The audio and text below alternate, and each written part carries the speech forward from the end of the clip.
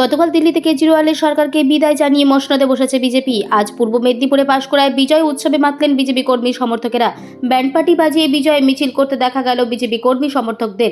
দিল্লি জয়ের আনন্দে বিজেপির সমর্থকদের মধ্যে মহিলাদের আনন্দ উৎসবে মেতে উঠতে দেখা যায়।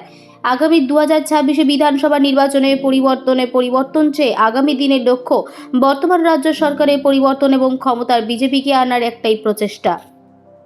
পোদ্দার পাড়া থেকে শুরু করে আমরা কালী মন্দির যে আছে সে কালী মন্দির থেকে র্যালি করে আমরা সেখান থেকে আজকে এই প্রোগ্রামটা করলাম। উদ্দেশ্য একটাই, যেভাবে দিল্লিতে জনগণের আশীর্বাদে ভারতীয় জনতা পার্টি যেভাবে সরকার গড়েছে, ঠিক একই রকমভাবে এই পশ্চিমবাংলায় যে তৃণমূল কংগ্রেস যেভাবে দুর্নীতি এবং যেভাবে খুন সন্ত্রাস এর রাজনীতি করছে, তার প্রতিবাদে 2026-এ ভারতীয় জনতা পার্টিকেই সরকারে ক্ষমতায় নিয়ে আসবে এবং সরকার গড়বে, এই আশাবাদী আমরা।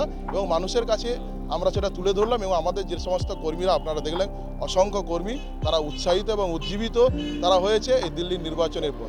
কারণ পশ্চিমবাংলায় যেভাবে রাজনীতি চলছে, এটা কখনো রাজনীতি নয়, এটা সন্ত্রাসের একটা বাতাবরণ তৈরি করে যার ক্ষমতায় থাকার একটা বাতাবরণ। এবং